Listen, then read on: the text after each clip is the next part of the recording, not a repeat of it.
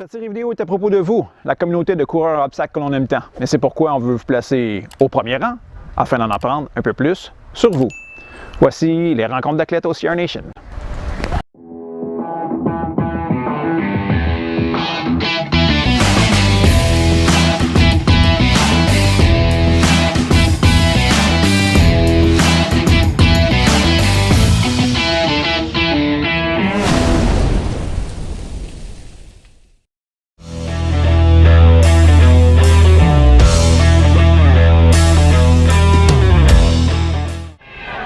Bienvenue aux rencontres d'athlètes d'OCR Nation.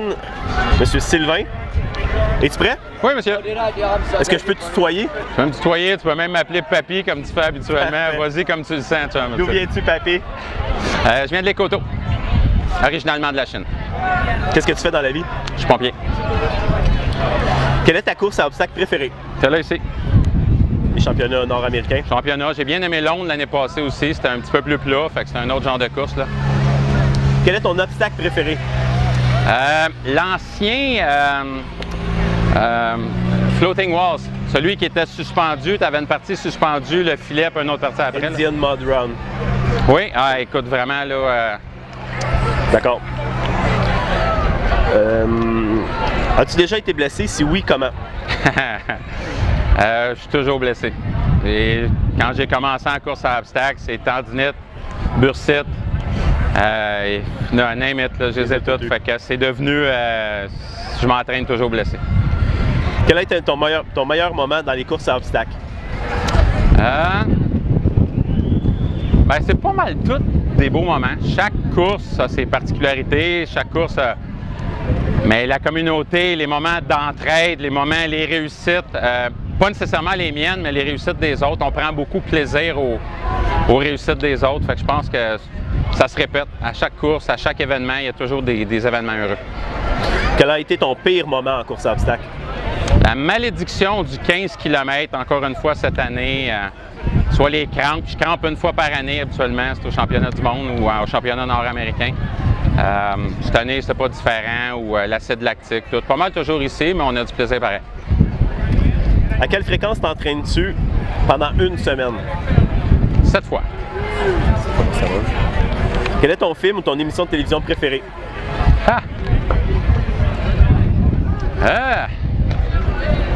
Écoute, c'est pour ceux qui sont un petit peu plus vieux. J'ai bien aimé le film The Game.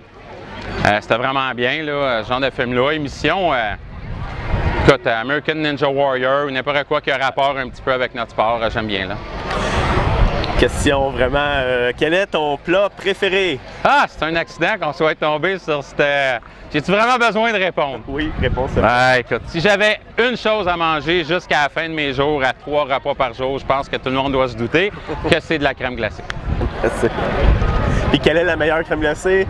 Personnellement, Martha's, sur notre chemin du retour, en retournant à Montréal, Queensbury, sur la 9. Ça vous rallonge pas, c'est sur votre chemin. Et non, je ne suis pas payé pour commanditer l'événement, commanditer l'endroit. J'adore d'ailleurs, c'est là que je m'en vais en partant d'ici. On va peut-être se croiser là. Nice!